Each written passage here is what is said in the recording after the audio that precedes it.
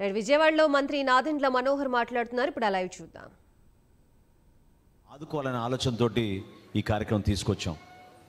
500 రూపాయలు కట్టి సభ్యత్వం తీసుకుంటున్నారంటే మీరు నిజంగా ఆశ్చర్యపోతారు. ఎటువంటి వ్యక్తులకి ఈ 3 సంవత్సరాల్లో దాదాపు మనం 20 కోట్ల రూపాయలు మనం ఇచ్చాం.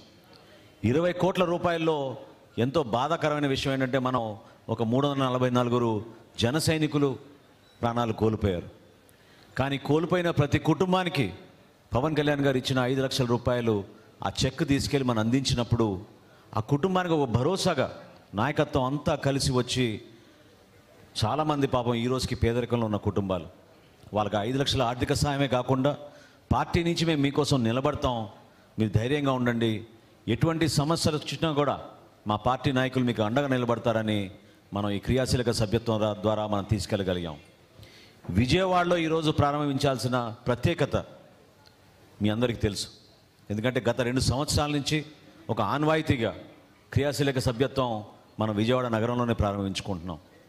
ఎన్నికలప్పుడు కొన్ని ఇబ్బందులు ఇచ్చినప్పుడు చాలామంది ఈ నియోజకవర్గం నుంచి తెనాలి వరకు పాపం ప్రయాణం చేసి మన జన సైనికులు, వీర మహిళలు, మన నాయకులు ఎంతో ఆవేదనతోటి, ఆందోళనతోటి నమ్ముకున్న వ్యక్తి పార్టీని వదిలి వెళ్ళిపోయారు. మరి మా పరిస్థితి ఏంటి అని పాపం వాళ్ళు బాధపడ్డారు. దానికి సమాధానం ఈరోజు ఈ సభ.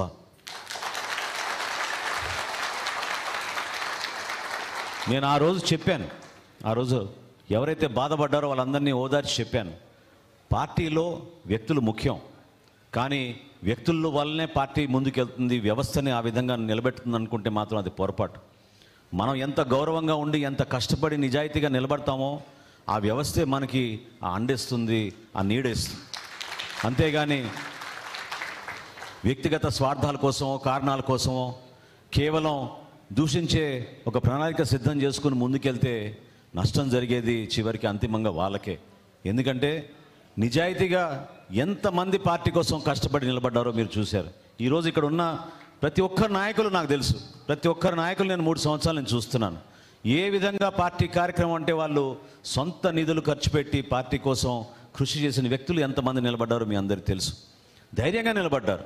వాస్తవంగా 5 సంవత్సరాలు మనం మూర్ఖమైన ప్రభుత్వం పైన మనం పోరాటం చేయగలిగామంటే జనసేన పార్టీ వల్లనే, జనసేన పార్టీ క్రియాశీలక సభ్యుల వల్లనే, మన జన సైనికులు, వీర మహిళల వల్లనే.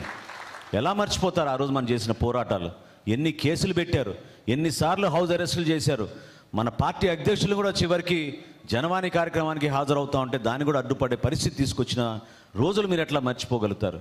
కాబట్టి మన పార్టీలో మనకున్నది గొప్ప విషయం ఏంటంటే మనం ఎవరికి అన్యాయం చేయం, నిజాయితీగా నిలబడతాం, కష్టపడి పోరాడతాం. మనం అంతిమంగా మన నాయకుడి ఆశయ సాధన కోసం ప్రజల్లోకి వెళ్ళే మనస్తత్వంతో మనం నిలబడతాం తప్ప వ్యక్తిగత కారణాల కోసమో స్వార్థాల కోసమో కాదు. అందులో భాగంగా నేను మీకు ఇది చెప్తున్నాను. చిన్న చిన్న సందర్భాల్లో మనం ఒక్కోసారి ఎందుకు ఇట్లా మాట్లాడారు, ఎందుకు మనం ఇట్లా గాయపరిచారని మనం అనుకోవచ్చు, కానీ దానివల్ల కూడా మేలు జరుగుతుంది. ఎవరైతే మన గురించి అట్లా మాట్లాడారో దాన్ని ఒక ఛాలెంజ్గా తీసుకుని మనం కష్టపడి మన పార్టీకి అంకిత భావంతో పనిచేద్దాం మనం. ఎందుకంటే ఇప్పుడే మీకు రాజేష్ చెప్పాడు, గతంలో జరిగిన సభ్యత్వం కన్నా ఎక్కువ చేయాలి, మనం 10,000 సాధించాలి మనం ఈ నియోజకవర్గంలో సభ్యత్వం. దానికోసం మీరందరూ కూడా అంకిత భావంతో నిలబడండి. ఎందుకంటే జనసేన పార్టీకి ఈరోజు ప్రజల్లో ఉన్న విలువ దేనికోసం ఎక్కువగా ఉందంటే పవన్ కళ్యాణ్ గారి వ్యక్తిత్వం, ఆయన కష్టపడి చేసిన ఈ ప్రస్థానం, ఏ విధంగా పార్టీ బలోపేతం కోసం ఆయన నిలబడి ఆయన సొంత నిధులతోటి పార్టీని కూడా నడిపించుకుంటూ ముందు తీసుకొచ్చారు మీ అందరికీ తెలుసు. ఈ 6-7 సంవత్సరాల నుంచి మనం చేసిన పోరాటాలు అనేక సందర్భాల్లో ప్రజల్ని కదిలించినాయి. చాలామంది వాళ్ళ అభిప్రాయాన్ని కూడా బయట చెప్పుకోలేని పరిస్థితి. కానీ ఎంతమంది నష్టపోయారో మీకు తెలుసు. విజయవాడలో మన బెంజ్ సర్కిల్లో భవన నిర్మాణ కార్మికులు ఏ విధంగా 5 రోజులు మన డొక్కా సీతమ్మ గారి స్ఫూర్తితోటి మనం ఆ రోజు మనం ఆహార శిబిరాలు ఏర్పాటు చేస్తే నియోజకవర్గాల వారిగా ఎంతమంది వచ్చి మనందరినీ కూడా కలిసి ఆశీర్వదించారో మీకు తెలుసు.